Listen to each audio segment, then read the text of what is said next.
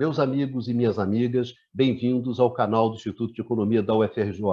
Eu sou Ronaldo Bicalho e essa é a edição de número 33 do Conversas sobre o Mundo Contemporâneo, uma mesa redonda de professores do Instituto que debate os grandes temas contemporâneos. O nosso tema de hoje, dessa edição, é a integração sul-americana e um ponto muito particular que caracteriza o momento dessa integração, que é a completa ausência do Brasil desse processo.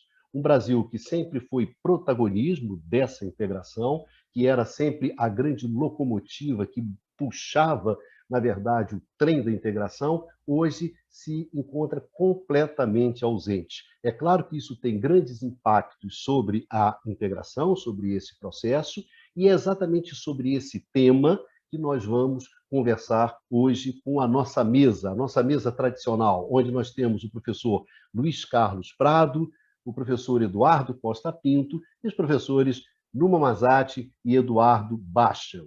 Então, vamos diretamente ao assunto, né? Sem conversa, lembrando para vocês que vocês encontram sempre esse programa aqui no formato de podcast, no canal IE-UFRJ. Então, vocês podem ver os vídeos e quem não pode ver o vídeo pode ouvir o podcast. Bom, vamos lá. Prado, gostaria que você começasse exatamente sobre esse tema, né? Brasil, a grande ausência do processo de integração latino-americano hoje. Pois bem, Bicalho, vamos falar sobre a integração sul-americana.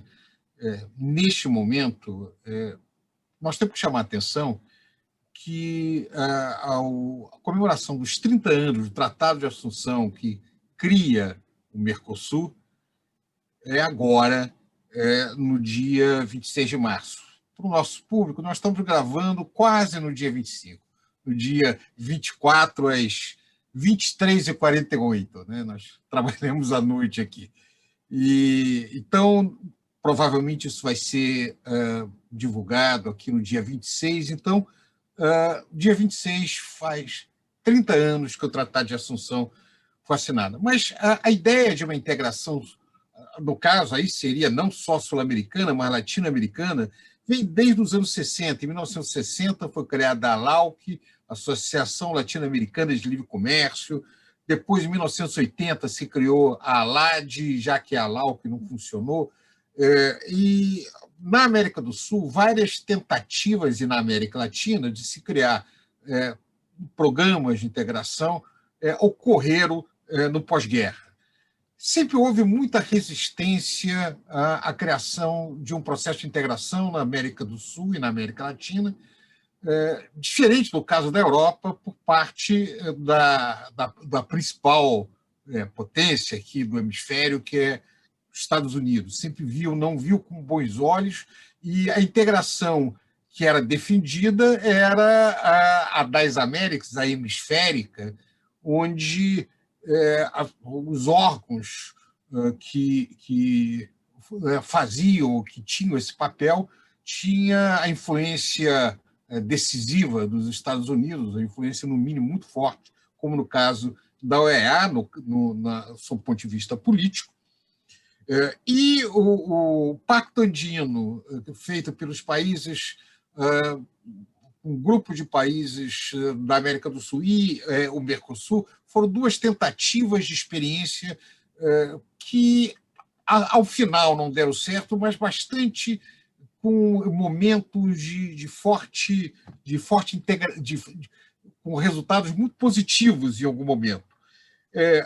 Para jogar um pouco a discussão adiante, sem fazer uma longa exposição, eu quero chamar a atenção que o Mercosul, ao longo desses 30 anos, ele teve alguns momentos de paralisia, mas alguns momentos de grande dinamismo. E o período mais dinâmico dele foi um momento histórico, já no século XXI, onde juntam-se Lula no Brasil, na Argentina, o Kirchner, o Lugo no Paraguai e o Tabaré Vázquez no Uruguai. Então, com todos os problemas, o Mercosul ampliou muito o comércio dos países da região e a pretensão dele era fazer um processo de integração muito, muito intenso. Inclusive, a tarifa externa comum, que foi criada depois de um longo processo, depois de um processo muito muito sucedido de negociação entre os países, embora nunca tenha sido completada, foi importante para se ir além de uma mera área de livre comércio. A ideia era se criar um parlamento no Mercosul. Neste momento, já deveria ter um parlamento em funcionamento no Mercosul, se criar um espaço de integração de movimento de mão de obra relativamente livre dentro da região. Havia, de alguma maneira, o Mercosul olhava a Europa, a Comunidade Econômica Europeia, esperava fazer alguma coisa que não era similar, mas, de alguma maneira, era inspirado naquele modelo. A ideia também era a aproximação do Pacto Andino e do Mercosul, e a criação do Unasul seria a consagração de uma esfera política, de coordenação política na América do Sul, quase como a criação de um outro continente, sob o ponto de vista geopolítico, que seria a América do Sul.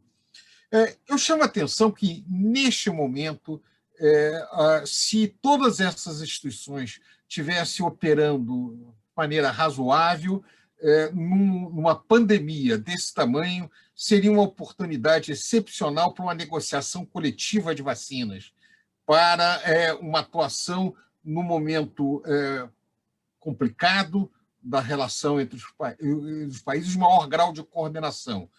E o fracasso do Mercosul está ligado não apenas às questões mais recentes de governos contrários a esse processo, mas também a uma série de dificuldades de efetivamente fazer com que os interesses dos povos da região convirjam. A dificuldade de fazer investimento para integrar as infraestruturas e vários problemas associados a isso. De qualquer maneira, neste momento, essas experiências de integração têm o Brasil como um país voltado de costas para esse processo, atuando, porque o Brasil continua sendo membro do Mercosul, continua tendo relações comerciais importantes com essa região, mas atuando de maneira burocrática e agora, na comemoração dos 30 anos do Mercosul, ameaçando um processo da possibilidade de negociação independente de cada um dos países sob o ponto de vista comercial, o que seria a morte do sonho de uma área de integração, de uma área de um processo de integração profunda dos países da região. Portanto, o que marca esse momento histórico é a ausência do Brasil e a certa tentativa dos países da região de também atuar e procurar alternativas para o fato de que a metade da América do Sul, a parte da colonização ibérica, está novamente de costa da colonização portuguesa, está novamente de costa para a outra metade de colonização espanhola do nosso continente. Numa, esses processos de integração são processos de idas e vindas, acertos e desacertos, mas o que caracteriza, no caso da América do Sul, é que o Brasil sempre, mesmo nessas idas e vindas, tinha um papel preponderante, né? Eu gostaria que você falasse um pouco sobre esse processo. O Brasil, de facto, é uma peça essencial no contexto latino-americano, em particular sul-americano, para pensar um processo de integração. Pelo seu peso demográfico, pelo seu peso econômico mais ainda, e pelo simples fato também de ter sido o único país que conservou, depois da crise do desenvolvimentismo, ou seja, nos anos 80, uma estrutura produtiva ainda muito diversificada, particularmente nos bens de capital, nos bens de consumo durável, né?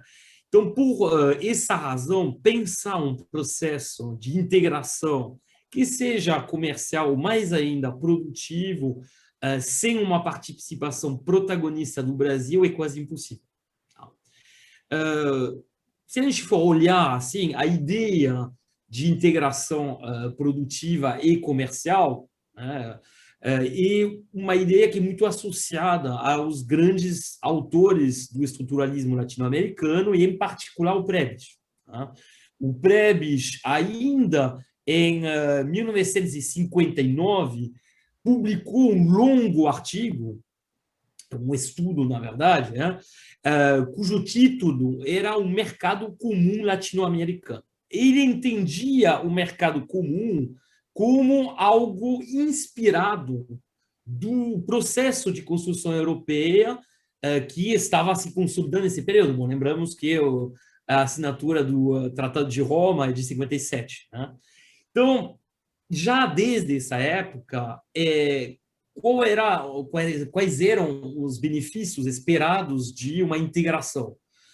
O fato de você criar um mercado maior, de você ter a possibilidade também de criar cadeias produtivas numa escala regional, permitindo que países de população menor, de economia assim, menor, possam ter uma participação, um pedaço dessa produção industrial.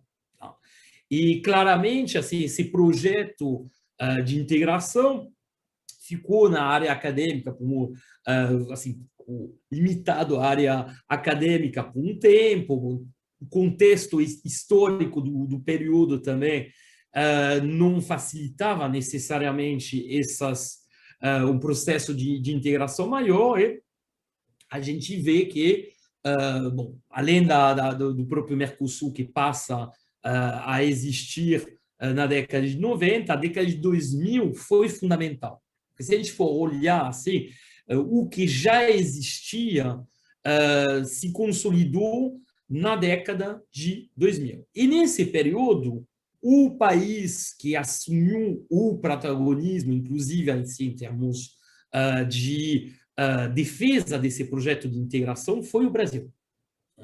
Isso suscitou um grande entusiasmo em boa parte da América do Sul. Em particular, se a gente for olhar na Argentina, né? E a gente vê que o Brasil, de uma certa forma, passou a representar uma espécie de centro cíclico para a região e deveria, pelo menos, ter continuado a assumir esse papel, só que, de fato, no início da década de 2010, já essa situação mudou. Evoluiu, inclusive, bom, nos últimos 5 anos, esse projeto de integração produtiva morreu. Os projetos de integração, de forma geral, se a gente for olhar o caso da Unasul, acabaram. A Unasul literalmente acabou com a saída dos principais países, como foi colocado, na praia, hoje não existe mais a Unasul enquanto instituição atuante. E, nesse sentido, o que aconteceu no Brasil, junto com essa onda, vamos dizer, conservadora, que atingiu a América do Sul, explica esse acontecimento. Você tem, obviamente, um projeto político que não chegou a se consolidar como um projeto, como poderia colocar, unânime, vamos dizer, no espaço político. Isso, assim, a meu ver, depois a gente vai explorar mais isso, mas eu acho que tem muito a ver com questões geopolíticas. Um projeto de integração própria na região que não esteja vinculado aos Estados Unidos, colocando as coisas claramente, e, por definição, assim, algo que vai ser ou provisório, ou que vai ser vítima de muitos ataques. Eu acho que foi exatamente o que aconteceu. Você teve uma mudança no cenário político interno que gerou, assim, nos principais países, que gerou um afastamento desse projeto. E a própria, evolução, obviamente, da economia brasileira consolidou esse retrocesso em termos de projeto de integração. Bom, valeu, Numa. Dudu, o que você acha sobre esse tema? Vamos lá. Quais dimensões que se configuraram, e o ponto que acho que o Numa levantou dessa última discussão, que eu acho importante. Primeiro, você tem um avanço do que é o Mercosul, e depois todos os projetos e a institucionalidade que vão desde a discussão da ALBA e de outras instituições multilaterais que vão se configurando a partir de um projeto de integração sul-americana a partir dos anos 2000.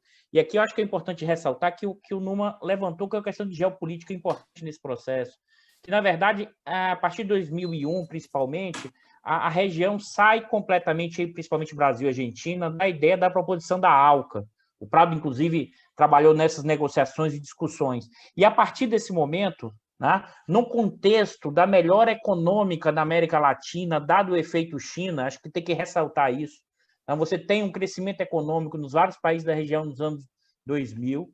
Associado a isso, a discussão, tá, do processo de integração, que já foi alertado aqui pelo Numa e pelo Baixa, que é um projeto antigo. Ou seja, em uma região periférica, com baixa capacidade de industrialização, com países pequenos, como é possível se integrar, se inserir nesse mercado mundial, tá? Para vários intérpretes, para vários analistas, era necessário formar um bloco, né? Formar uma coesão para que na disputa do mercado mundial, da forma de integração nessa economia mundial, você tivesse, ao mesmo tempo, capacidade de negociação para fora e, mais ainda, a integração como elemento fundamental para a criação de um mercado regional. Um mercado regional para um projeto que está vinculado à questão da industrialização. Tá?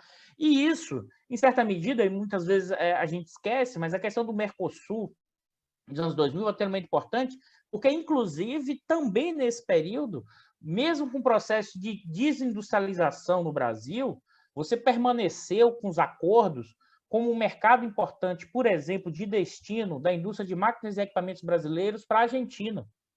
Né? Ou seja, a integração, porque muitas vezes é colocada a ideia de integração como uma questão estrito sensu ideológica no sentido negativo do termo.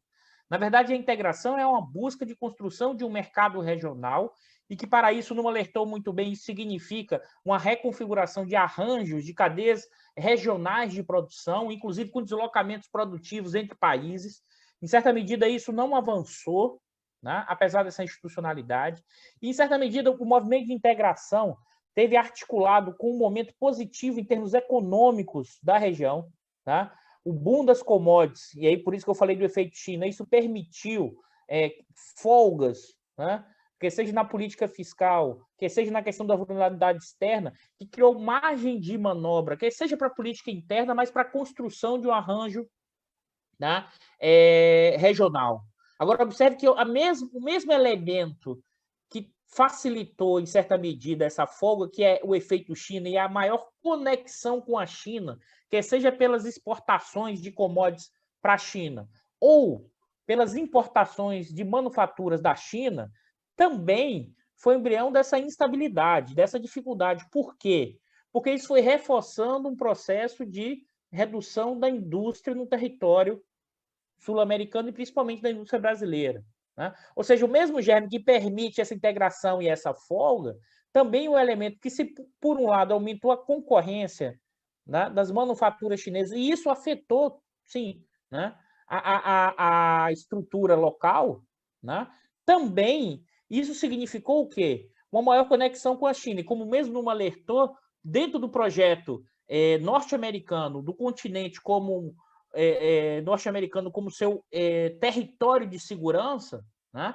Isso ampliou tensões e processo de estabilização dessa conexão maior com a China. E aqui um outro elemento importante, para não posso perder mesmo nessa primeira questão, que é a questão das frações do bloco no poder, que é o seguinte: quando você reduz a capacidade desses segmentos industriais, e aí o Brasil principalmente, e no caso da Argentina, você vai sobrando uma estrutura produtiva mais especializada, que já é uma característica da América do Sul, e você não, a integração econômica vai perdendo, inclusive, consistência, porque se eu estou me especializando para exportar, qual o sentido de integrar regionalmente se o peso da indústria vai perdendo força? Se cada vez mais eu vou me especializando em commodities para a China e perdendo a capilaridade industrial. E isso afeta, inclusive, os interesses das frações de classe desses segmentos e fortaleceu, aqui que é o germe, ao mesmo tempo, da bonança, também foi o germe do quê? Das tensões, porque os segmentos exportadores de commodities e do agronegócio nos vários países da região vão sair mais fortalecidos nesse período e vão aumentar o seu poder. E, para eles, a integração regional é só custo, não necessariamente significa ganhar espaço.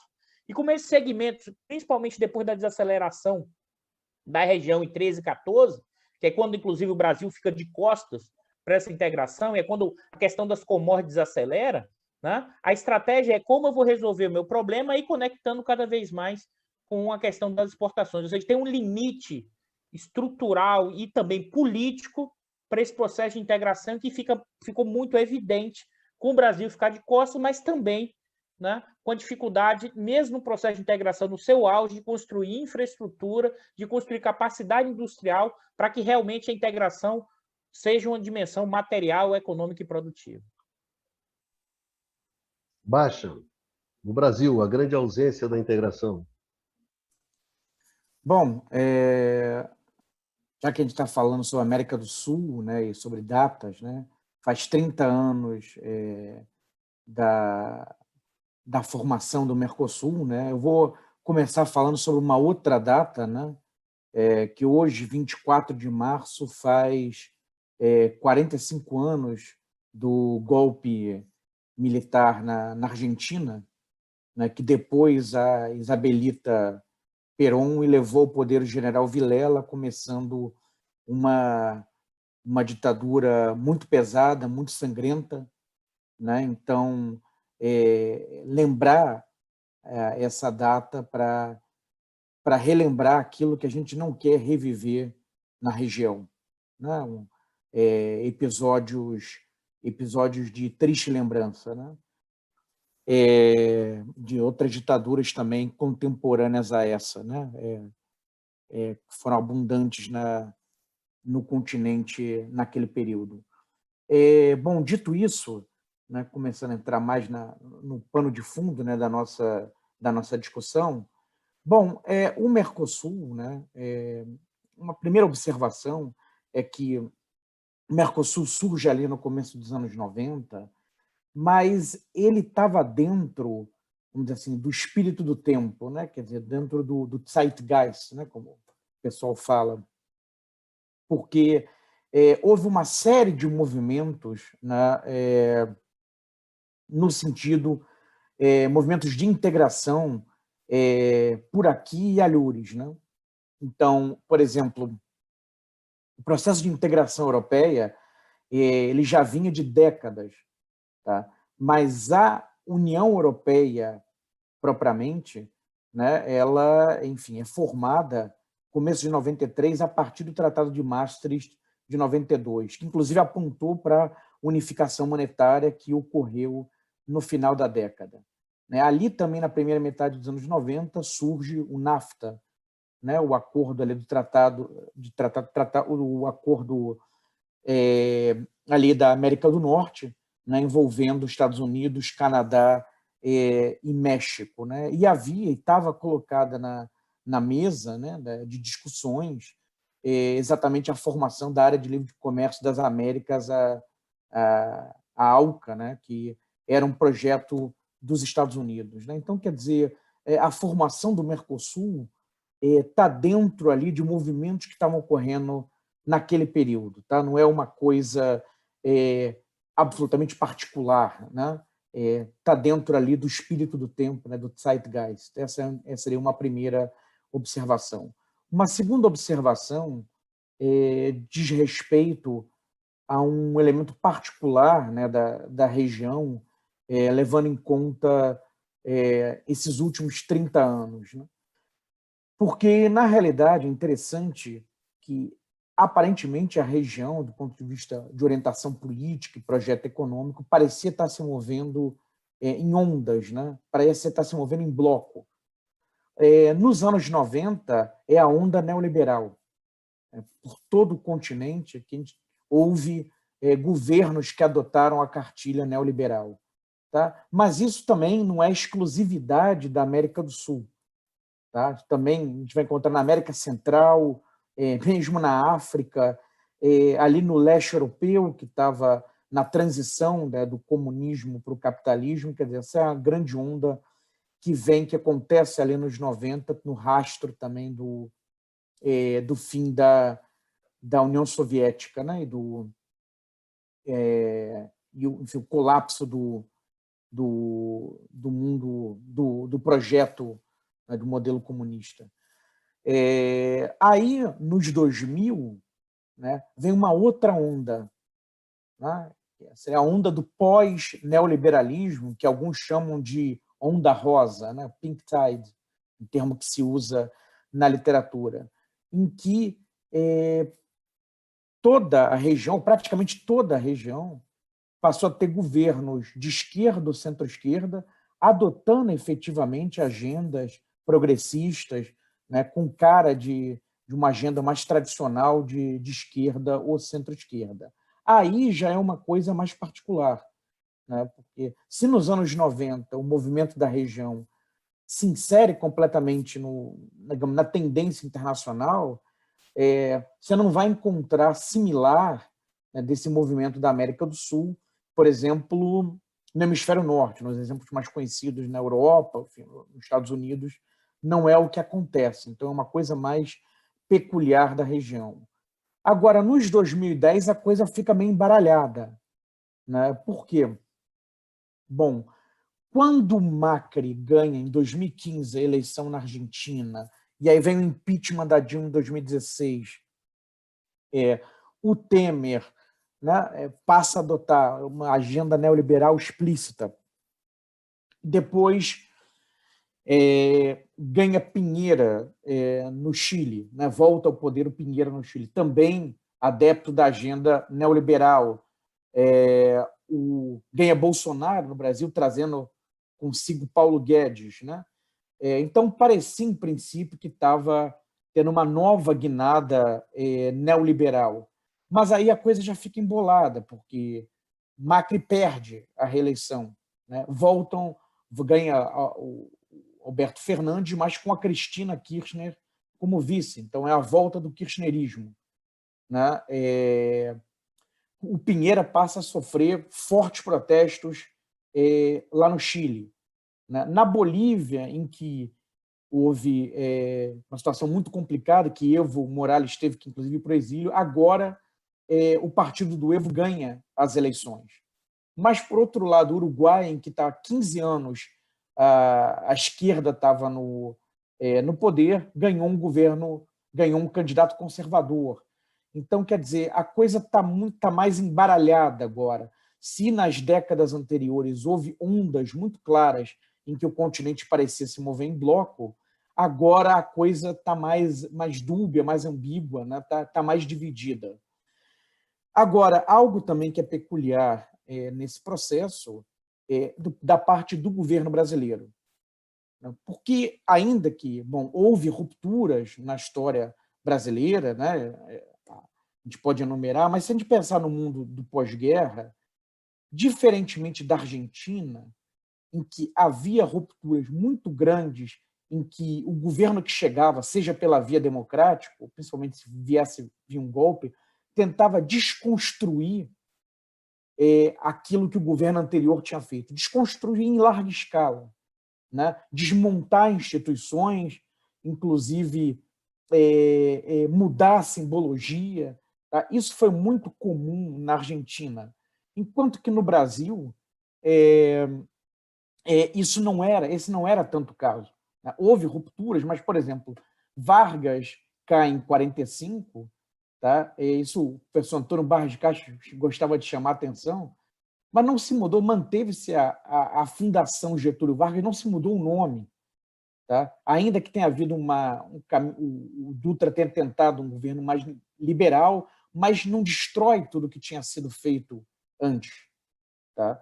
E esse governo atual ele parece ter uma proposta, sim, de desconstrução, né? Sim, de desmontagem em larga escala daquilo que vinha anteriormente. E aí, esse processo de esvaziamento da Unasul, né, e de esvaziamento agora do Mercosul, se inserem nesse movimento que não é exclusivo da política externa, também está ligada a instituições internas, mas é parte desse processo. E aí, do ponto de vista de uma pandemia, né, em que a coisa está muito complicada, né, como foi apontado em reportagens recentes, a Unasul tinha um conselho de saúde, ela poderia ser um espaço, ser uma instituição para a coordenação de políticas, compra de vacinas. O Luiz Carlos já chamou atenção sobre isso, acerca desse ponto, nesse momento. Então, é uma pena, é uma perda, né? O que aconteceu com essa instituição. É isso, Bicário. Prado, o seu microfone, por favor, Prado. Fazer alguns comentários, pegando um pouco a situação do continente nos últimos anos. De 2015 em diante, todo o continente entrou com a crise econômica, alguns mais, outros menos. O Chile é um pouco de exceção dentro disso, mas o fato é que a crise de 2008, 2009 entra pesado na região. Então, se esse é um momento de desconstrução, não apenas econômica, mas também é uma situação política crescentemente difícil para o conjunto da região, é uma situação internacional difícil. Nesse momento, alguns instrumentos que foram importantes para enfrentar conjunturas complicadas na economia mundial não tinham mais. Por exemplo, a América do Sul passou por um momento muito complicado, o Mercosul em especial, depois no período entre 1998 e 2002. Foi o efeito da desvalorização no Brasil, depois na crise da Argentina e todas as questões associadas aí. Mas em 2003, por exemplo, o que ficou conhecido como Consenso de Buenos Aires, que foi um acordo assinado em outubro de 2003, permitiu que o Brasil e a Argentina resistissem à proposta da ALCA, que era muito contrária aos interesses dos países da região, que oferecia muito pouco de acesso a mercado na área agrícola, que é onde o Brasil e a Argentina podiam entrar de maneira mais pesada nos Estados Unidos, e em tecnologias intensivas em mão de obra, que é, mais uma vez, onde havia alguma vantagem comparativa, e abria o mercado da região para uma entrada mais intensa de produtos da América do Norte, em especial dos Estados Unidos, dentro da região. Nós vimos o resultado desse processo de integração com a situação do México, né? Analisando a experiência do México depois desde 91, quando ele entra no NAFTA, é uma experiência muito negativa. Ele aumenta a sua exportação, mas ele fica profundamente dependente de um mercado, em especial de um país que tem as suas idiosincrasias políticas, como recentemente no governo Trump, onde a capacidade de negociação do México com os Estados Unidos para renegociar termos do Tratado NAFTA, que já não era muito favorável para o México, mostra a fragilidade que esse país ficou vis-à-vis o seu vizinho do norte. Outro momento muito interessante é a utopia de se criar uma integração mais profunda. Quer dizer, quando você discute lá por 2005 a ideia de que em 2011 deveria haver uma eleição direta para um parlamento no Mercosul, que seria o Parlasul, a ideia da criação do FOSEM, que é um fundo de convergência estrutural sul-americano. Então, são projetos que teriam efeitos extremamente positivos no crescimento de longo prazo da região, inclusive com integração física e várias outras alternativas do gênero. Essa possibilidade, e veja, isso não tem nada a ver, isso não é de maneira nenhuma contrária aos interesses dos negócios. O potencial de ganho de negócio era fabuloso, inclusive com investimentos em determinado tipo de atividades que os países locais tinham potencial. Por exemplo, as grandes empresas da área de engenharia seriam muito beneficiadas numa época que, diferente agora, em que elas são profundamente fragilizadas, elas, em parte, algumas dessas grandes empresas desapareceram, mas elas poderiam se aproveitar dentro disso. Havia a possibilidade de integração na área de telecomunicações, e vários outros terrenos. O Brasil ainda não tinha chegado às descobertas do pré-sal, que poderiam alavancar ainda mais o investimento da região. Então, esses espaços desapareceram.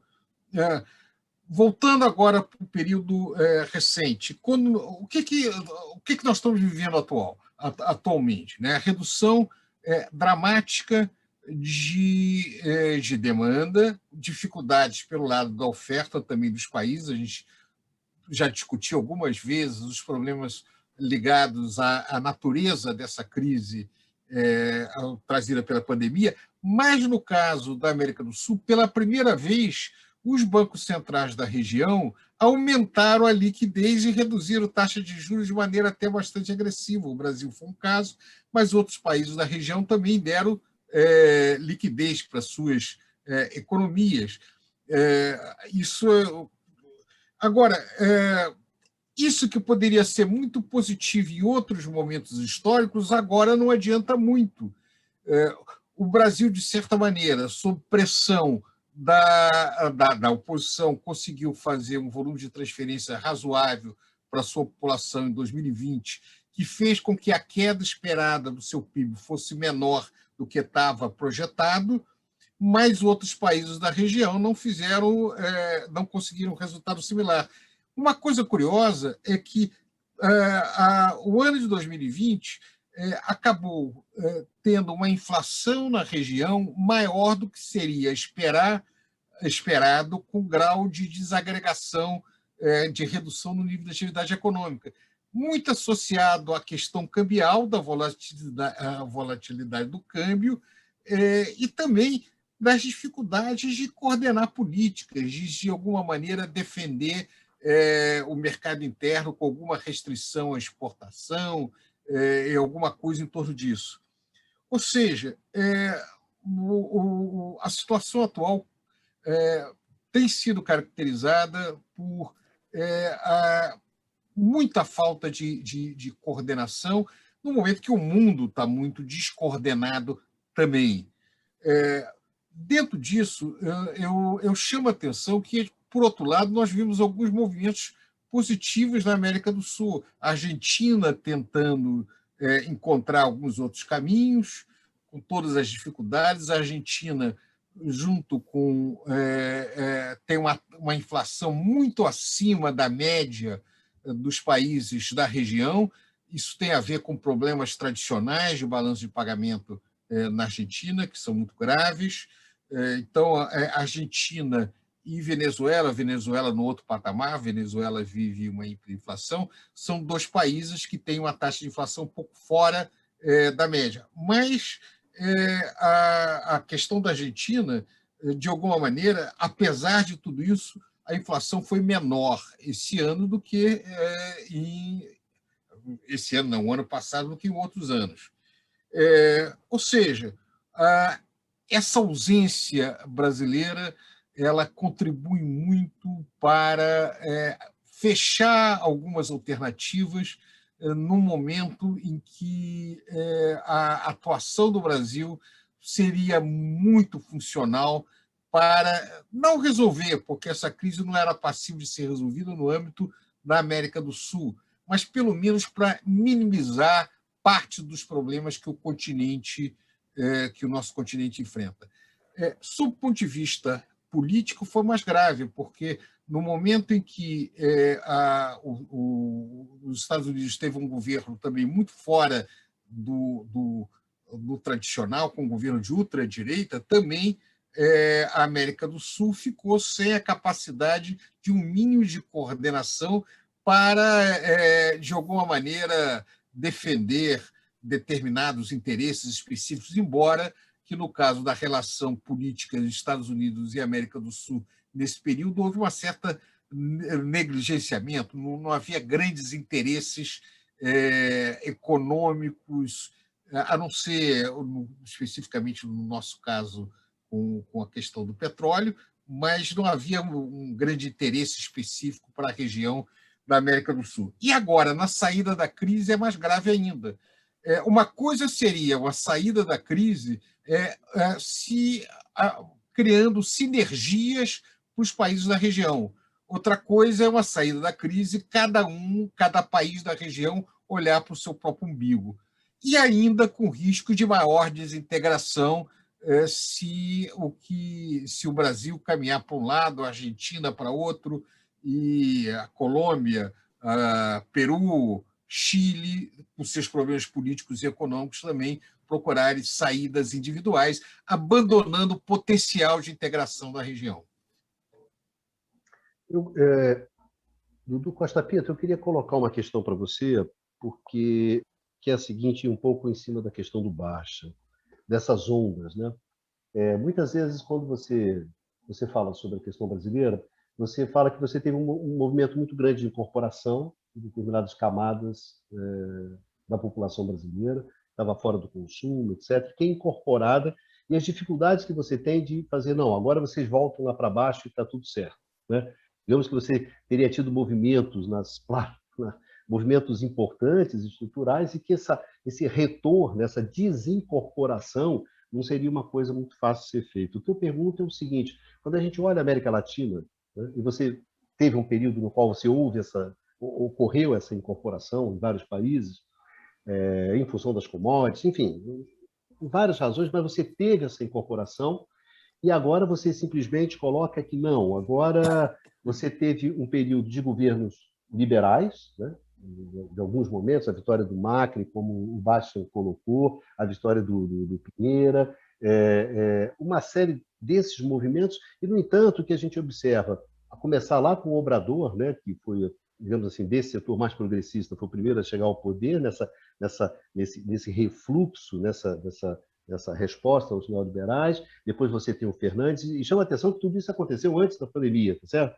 Então você tem o Fernandes, que acontece antes, quer dizer, os eventos que acontecem no Chile acontecem antes da pandemia, no Equador também, enfim, onde você tem, digamos, um outro movimento, quer dizer, a minha questão é a seguinte, Dudu, quer dizer, essa América Latina que foi incorporada, essa parcela da população latino-americana ou sul-americana que foi incorporada, é muito mais difícil você chegar, não, agora vocês voltam para baixo e está tudo certo, etc. E pegando o caso boliviano, né, seria o caso síntese disso, né, onde você teve um golpe, no entanto a população reage, você volta com o erro e bota os golpistas na cadeia, o que não é uma coisa muito comum na América Latina. É um pouco essa reação, não, eu fui incorporado, eu gosto desse negócio, eu quero isso, para mim eu quero aquilo ali. Pô. Esse é o prato que eu quero no restaurante. Acho que esse ponto é importante, a discussão da incorporação não é só brasileira. Os dados da CEPAL mostram, inclusive, que a retirada de uma população enorme do contingente de pobreza absoluta, isso vai acontecer de forma generalizada, sobretudo na América do Sul. E aí tem uma diferença no caso mexicano e da América Central, Bicalho, porque como dinamismo econômico, o efeito China não gerou o potencial da América Central e do México para esse crescimento econômico, a melhora distributiva, essa incorporação que vai pelo aumento da renda e pelo aumento do consumo e também pelo próprio efeito China, isso sim, para mim, gera uma mudança, uma configuração de placas tectônicas importantes. Foi possível, em certa medida, com graus diferentes, por isso que alguns vão chamar, como o Basti falou, de pós-neoliberalismo ou não, porque não tem uma ruptura com o neoliberalismo, mas também não é o neoliberalismo puro.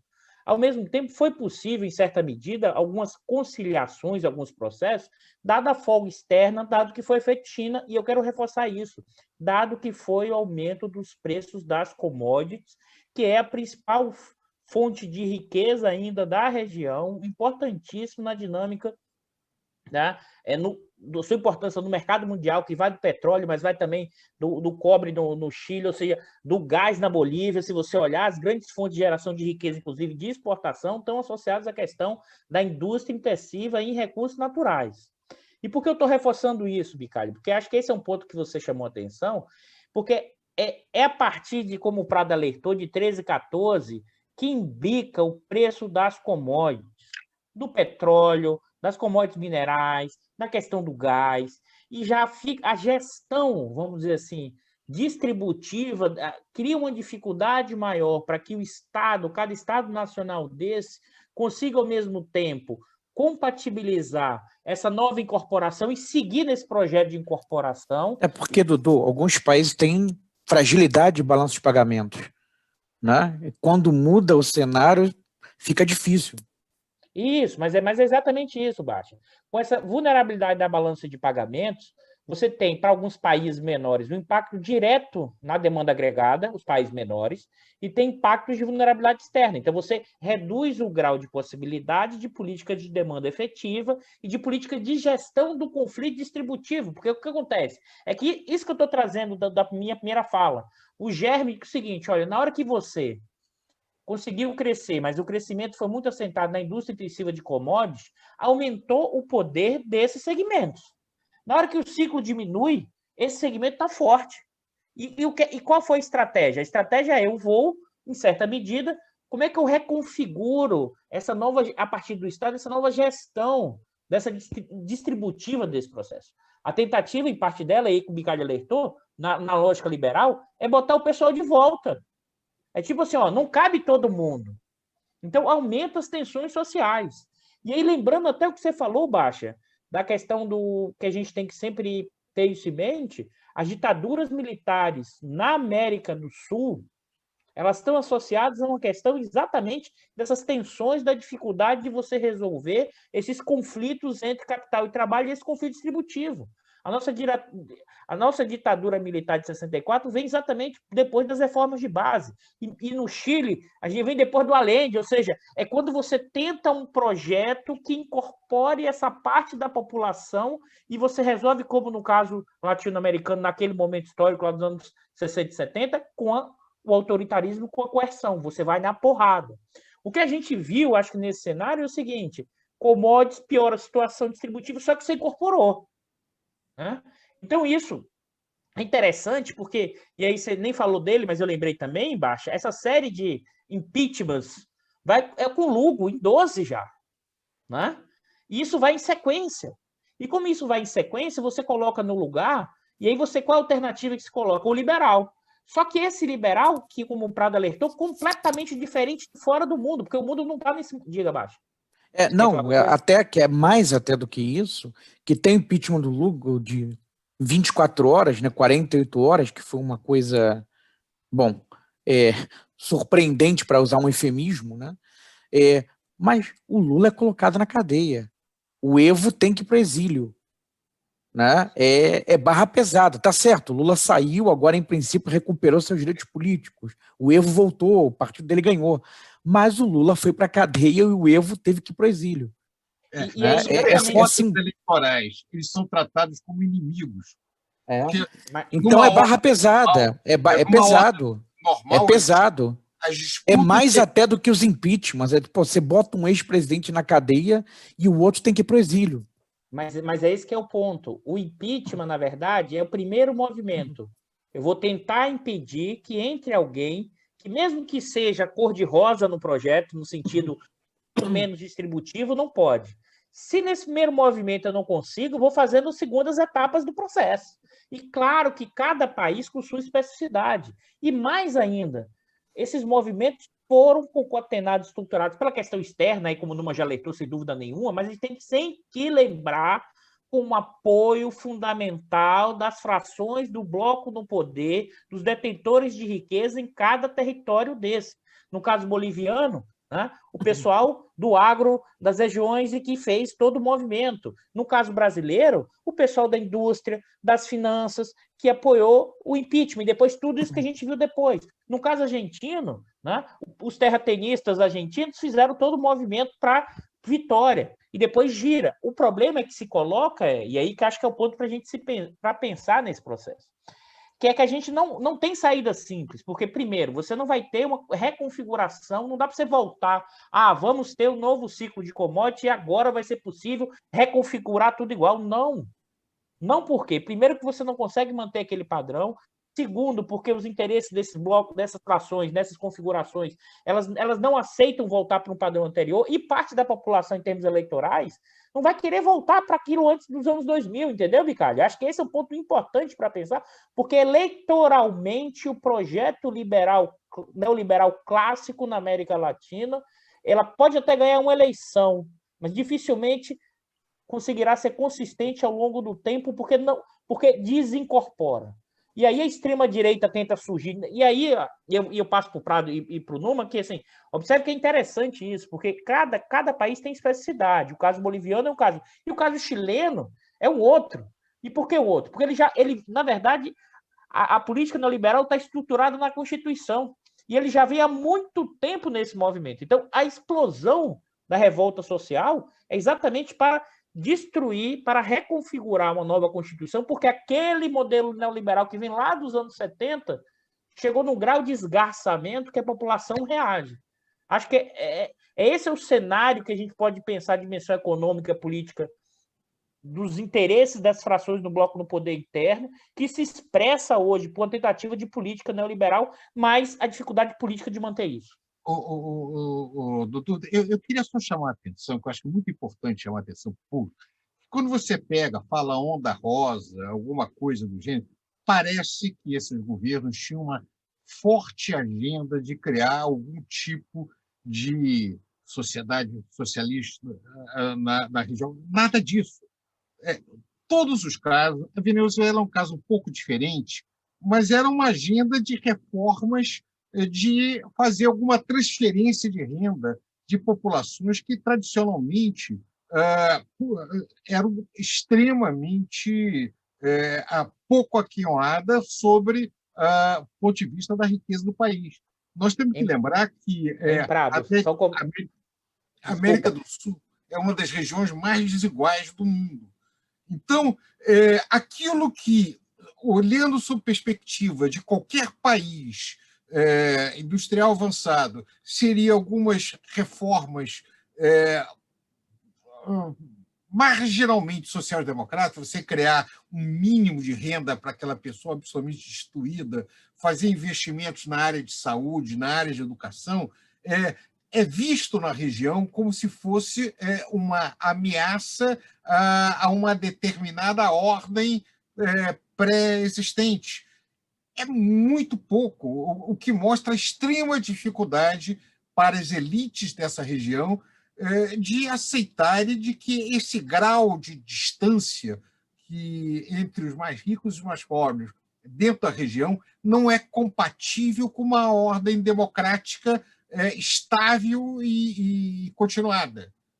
E, portanto, ao resistir a uma tentativa de melhoria de distribuição de renda, isso toma forma de derrubada, de troca de regime, de mudanças de governo ou de desestabilização da sociedade e da economia doméstica.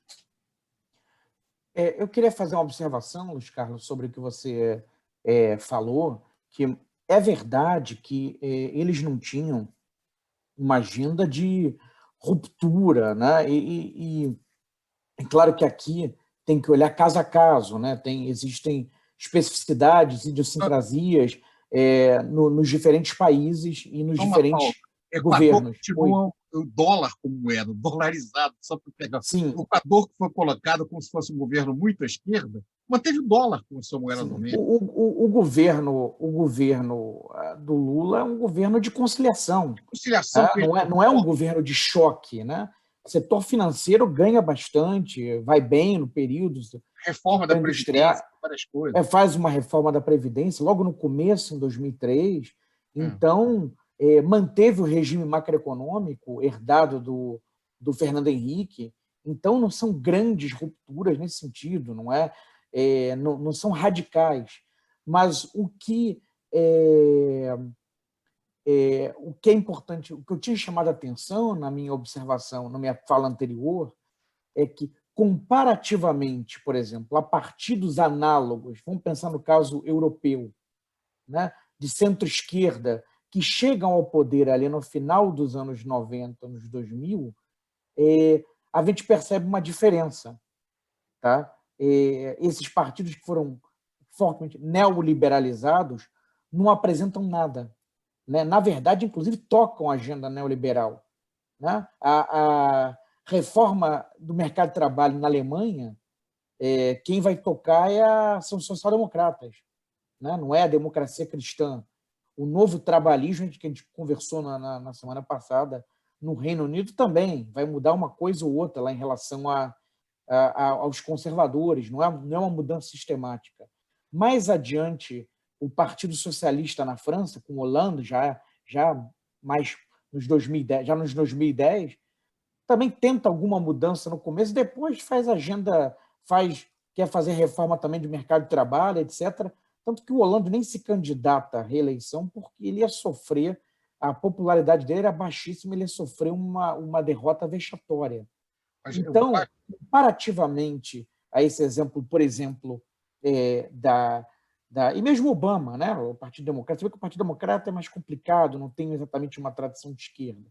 Mas, então, a gente tem uma coisa mais genuína, digamos assim, nesses partidos de centro-esquerda e de esquerda da América do Sul, nos 2000, nesse chamado pós-neoliberalismo, do que os seus análogos, em particular na Europa Ocidental.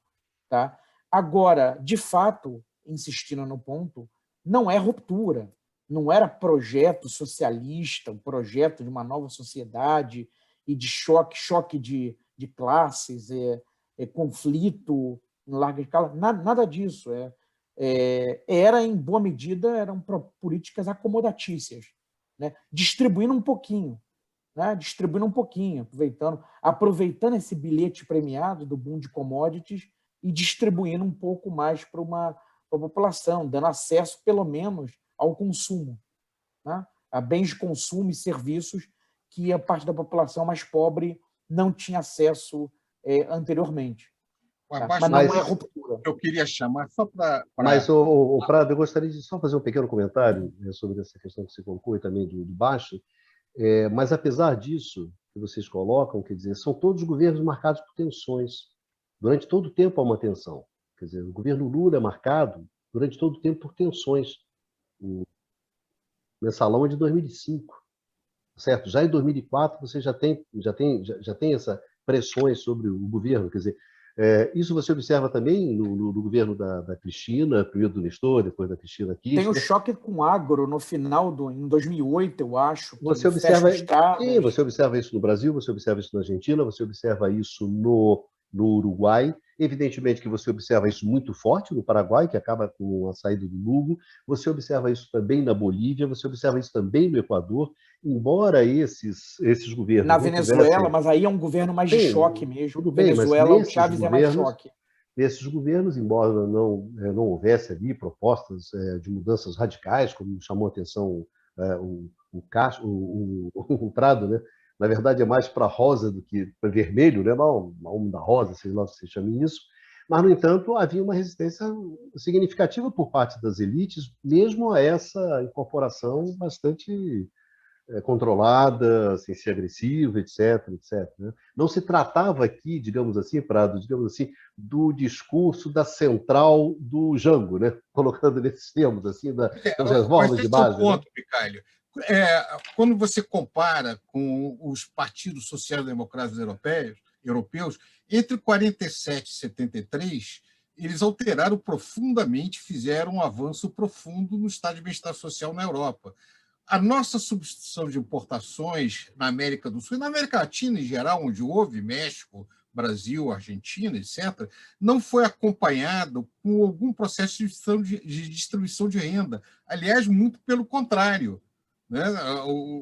Mas é isso que, hein, Prado, acho que, talvez esse seja um ponto importante que o pessoal destaca pouco na América Latina, é que essa distribuição de renda talvez tenha sido, em termos, não que mudou a estrutura produtiva, ou seja, mas a distribuição de renda e corporação na América Latina como um todo, talvez seja uma das maiores históricas desde a formação das nossas independências da estrutura das elites. E aqui no Brasil, quem que estava querendo fazer isso? Bom, talvez o segundo Vargas ia sofrer um golpe e se suicidou. E o João Goulart foi depois. Pois é, mas mesmo nenhum desses governos queria mudança de regime.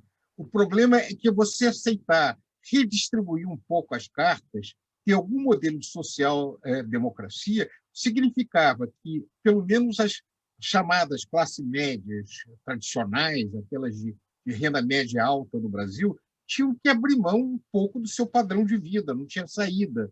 Você tinha que aumentar tributos sobre os mais ricos. E a agenda que se apresentava é uma agenda ao contrário. Você pega agora, no meio da pandemia, você fala cortar salários de funcionários públicos, você corta salários de trabalhadores, direitos de trabalhadores, mas ninguém fala em aumentar impostos sobre os mais ricos, aumentar imposto de renda, ou fazer imposto sobre transações financeiras. Isso nem se coloca. Fala-se em solidariedade dos trabalhadores, é solidariedade dos ricos no Brasil. Não tem na verdade, dos ricos é enorme entre eles, Prado, e não só do Brasil, mas da América Latina como um todo. Esse que para mim é um ponto central para entender. Porque as vias abertas da América Latina, na verdade, não é só o imperialismo no processo. É como esses setores dominantes nos seus espaços territoriais criam uma forma de exploração profunda e não se acham pertencentes a esse território. Eles se acham muito mais europeus exilados, e isso vale para a América Latina como um todo, do que representantes desse território. E se a gente não entender isso... De Holanda, né? No Brasil, a elite se sentia como europeus no exílio. Então, nós não temos nada a ver com isso. Isso aqui é muito feio, muito ruim, etc. E se não entendermos isso, enquanto estratégia de mudança social, vamos ficar patinando. Porque setores dominantes latino-americanos, dado sua dimensão produtiva vinculada à questão da terra e da intensiva em commodity, ela é terratenista, ela está associada a um profundo grau de exploração, a lógica da propriedade, e se a gente não compreender isso, a gente vai ficar achando que é apenas o limite econômico, e não é o limite econômico e político para a gente pensar na transformação da região. Mas, Dodô, aí recuperando vias abertas na América Latina, se nós não tivermos alguma reforma por esse lado, ou alguma reforma de redistribuição de renda, ou a barbárie.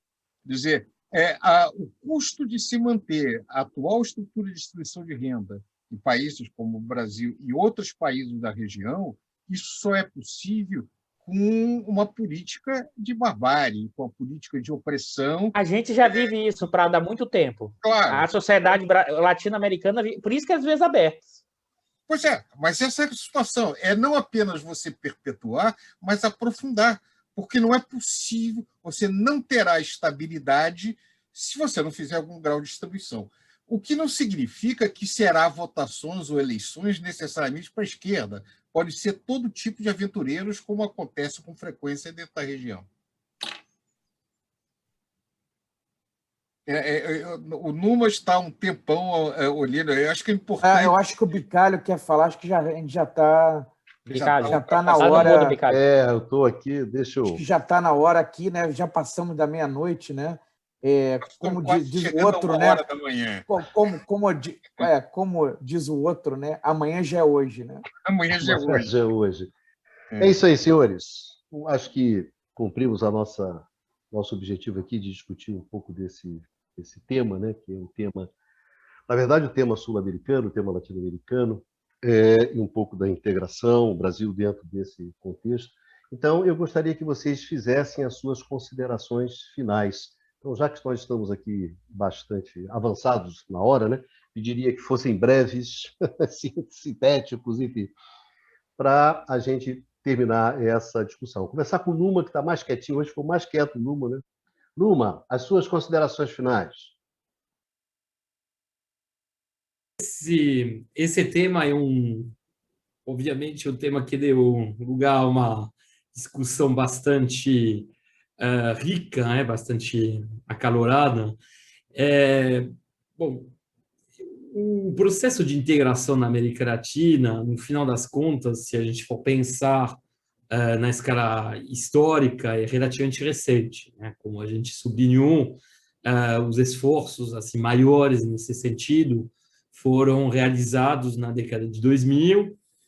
Já houve uma reversão desse processo, e, no fundo, o que a gente observa é que há dois grandes caminhos para a realização de uma integração, na verdade, três, se a gente for contar assim, a ausência de integração, mas assim, os dois caminhos de integração seriam, de um lado, caminho integracionista, que a gente vai encontrar integracionista em relação aos Estados Unidos e aos países centrais, que, na verdade, é muito carregado pelos setores empresariais e pelo setor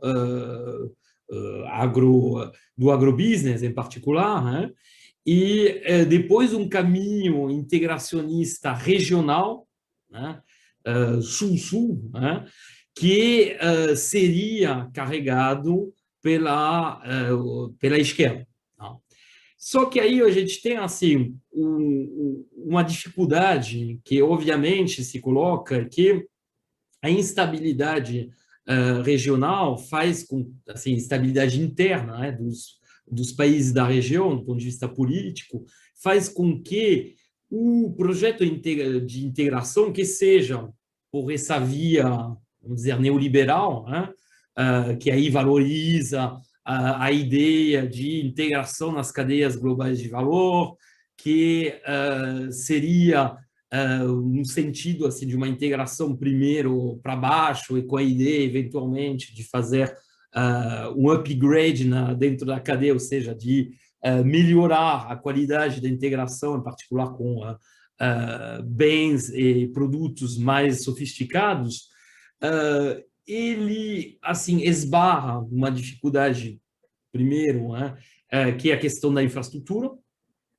Hoje em dia é uma questão fundamental, se você quiser qualquer tipo de integração nas cadeias globais de valor, e ter uma infraestrutura de qualidade que garanta assim compromissos logísticos sem os quais assim é impossível conceber uma integração nas cadeias globais. Bom, aí outro problema no qual esbarro é o próprio fato que essa via, ela obviamente é ligada a assim a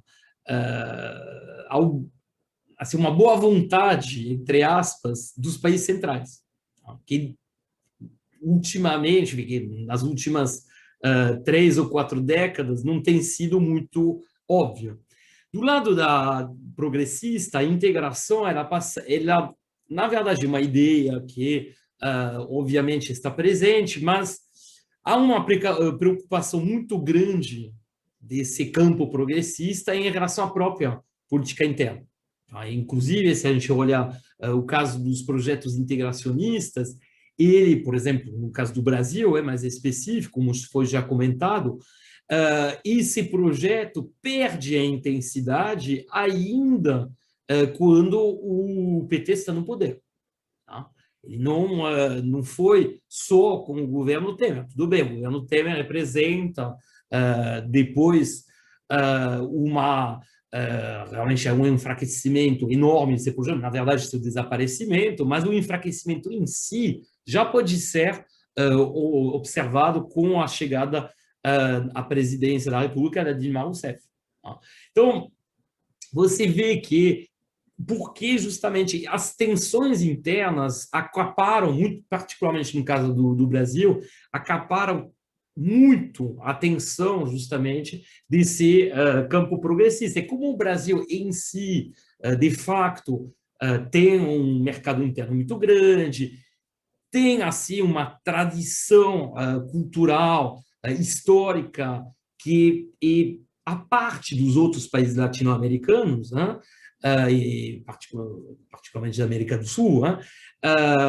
Nesse sentido, você vê que assim, do lado progressista, não é exatamente uma prioridade absoluta. Tá? Então, a gente tem um cenário onde tem visões muito diferentes sobre esse processo. A gente tem um cenário onde, no final das contas, a América do Sul é um espaço de disputa geoeconômica muito forte, porque durante essas 2 últimas décadas houve uma consolidação muito grande da presença da China, né, no espaço regional, tanto em termos, obviamente, de investimento produtivo, infraestrutura, quanto em termos comerciais.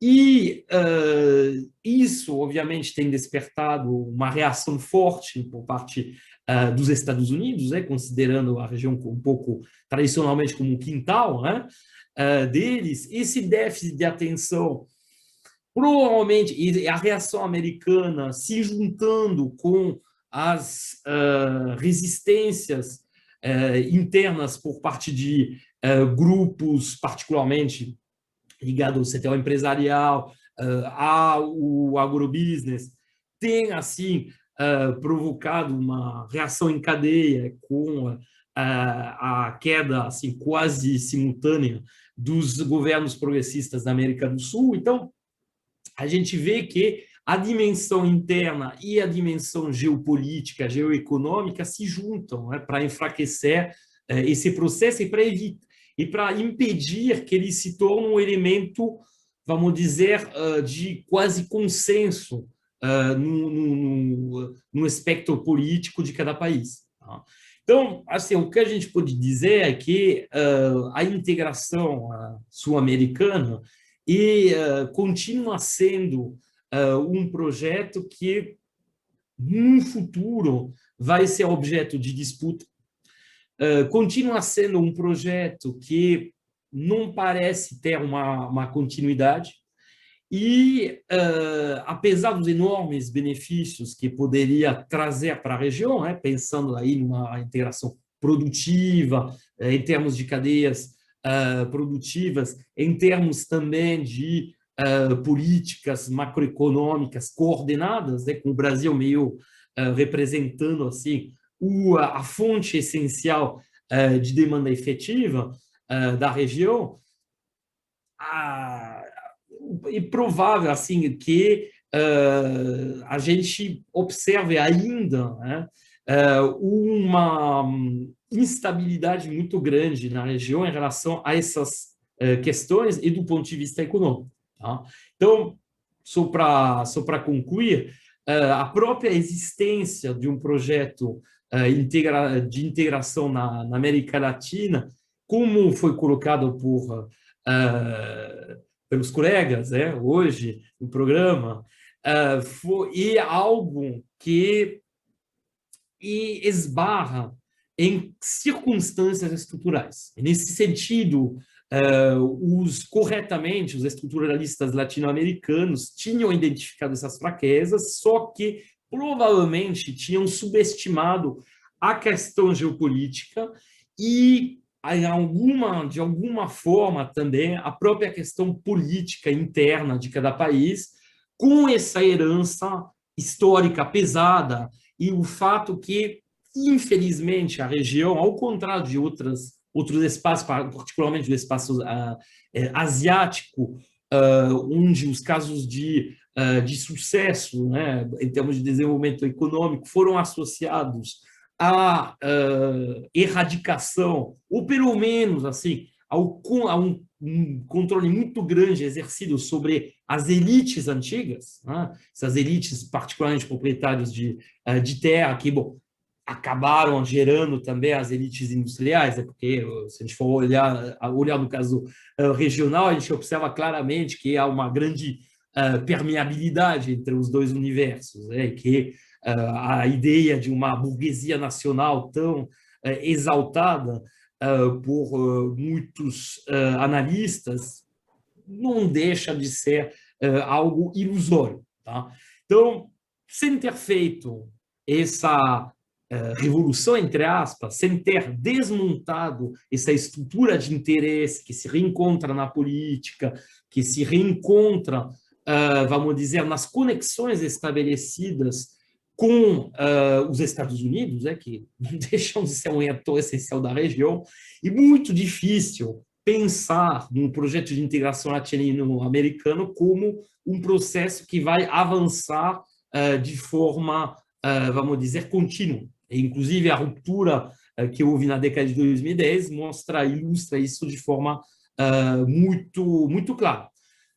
Só para encerrar mesmo, não é para desistir. Tá? A gente vê que, do ponto de vista político, na região já houve algumas mudanças recentes, né? Que houve uma mobilização popular contra governos assim, conservadores. Então, é possível que esse processo seja retomado, mas a dificuldade sempre é de retomar, assim, de reconstruir de novo, de ter que partir não do zero, mas quase do zero. Tá? Então, esse continua sendo o problema da região, essa dificuldade até a definir algumas questões como sendo, vamos dizer, fundamentais e, portanto, não atingidas pelas oscilações políticas. Tá? Então, seria basicamente a análise que eu faria sobre essa questão. Dudu, você, para as suas obrigações, ou suas considerações finais, né? Seja breve, Baiano. Vamos nessa. Obrigado Não, pela você participação, já me despedindo, e encerra, Dudu. Não, vou ser muito breve. Eu acho que nós temos a questão tanto da integração como a possibilidade de mudança da região, dos seus espaços territoriais, dos seus países, tem limites econômicos e políticos importantes. Os limites econômicos estão vinculados à nossa estrutura produtiva, mas os limites políticos estão associados a como os nossos setores dominantes, ou seja, os detentores da riqueza financeira e produtiva, compreendem o que é esse território, que são cada país desse, eles se enxergam exilados nesse país e eles não consideram a população como pertencentes àquele espaço nacional. Ou seja, vários países da região, o Brasil um deles, mas vários outros, estão à procura da identificação com a ideia de nação. Nação no sentido que incorpore realmente a população como representante do seu território. Isso a gente não percebe na nossa configuração regional, e é impressionante como os nossos setores dominantes, e aí vou evocar aqui o Chico de Oliveira, que analisou o caso do Brasil, mas você possa expandir isso para o resto da América Latina, como utilizam um jeitão para burlar as regras, para qualquer sinal de mudança social, né?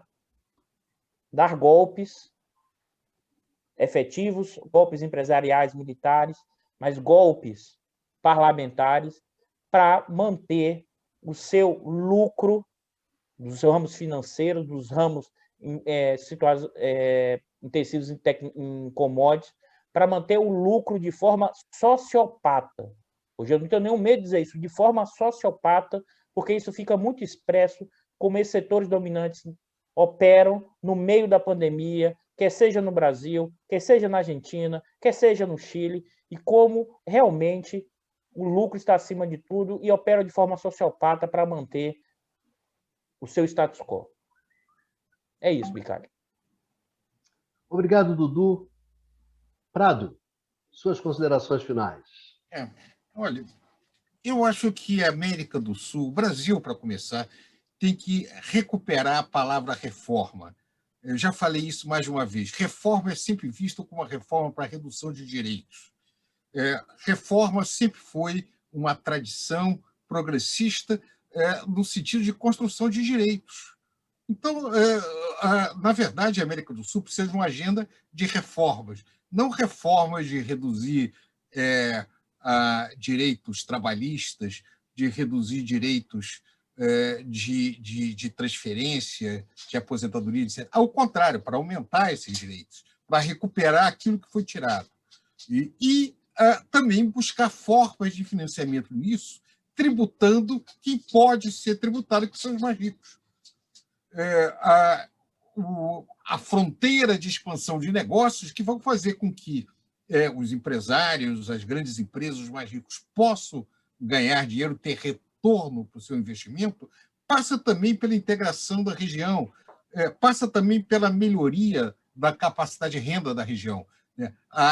O aumento de gasto das populações de baixa renda são potenciais negócios para os setores de renda mais elevada num país como o nosso. Então, de alguma maneira, nós temos que buscar estratégias e reconstruir a utopia do desenvolvimento como um objetivo civilizatório, em especial como a reconstrução desse espaço que está hoje partido e que esperamos que nos próximos anos o Brasil vire novamente de frente para a região e volte a assumir o papel que ele tem por ser a metade da região em termos geográficos, a metade da população e a maior parte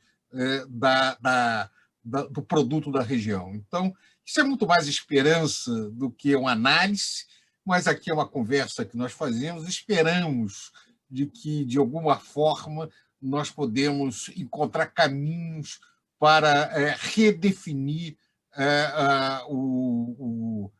uma trajetória para a região, para que nós não tenhamos conversas como nós vemos tendo, sempre pessimistas, com referência ao futuro do nosso país e da nossa região. Bastian. Microfone baixo. A elite latino-americana, né, quando viaja para o hemisfério norte, né, vai para a Europa Ocidental, fica desbundada, né? Olha como é civilizado, né? Você praticamente não vê pedinte, não vê miséria, as coisas funcionam, né? Mas na hora, né, de implantar aqui conjunto de direitos, a estrutura de impostos que existe, né, nesses países, não querem, né? Fazem tudo contra. Né? Então, talvez esse seja o grande problema. Né? A elite latino-americana adora a civilização, mas detesta o processo civilizatório. Com isso eu encerro. Obrigado, Numa. Obrigado, Prado, Costa Pinto, Bastian. Obrigado aos nossos amigos e às nossas amigas que nos acompanham. E nos vemos no próximo Conversas sobre o Mundo Contemporâneo, aqui no canal do Instituto de Economia da UFRJ. Se cuidem e nos vemos.